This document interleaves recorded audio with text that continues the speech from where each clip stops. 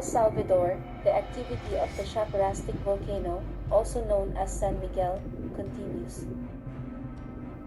On Tuesday there were 6 explosions with gas and ash emissions, 9 explosions on Wednesday, 11 explosions on Thursday, and 5 more explosions this Friday. They are part of the volcano's activity and no more violent eruption is expected in the coming days. On Wednesday, the Office of Civil Protection issued a warning to the departments of Usulutan and San Miguel due to the activity of the volcano.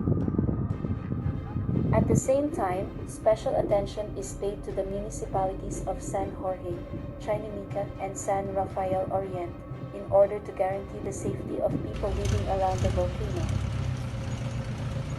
Chaparrastique Volcano is a stratovolcano in central-eastern El Salvador, one of the most active in the country.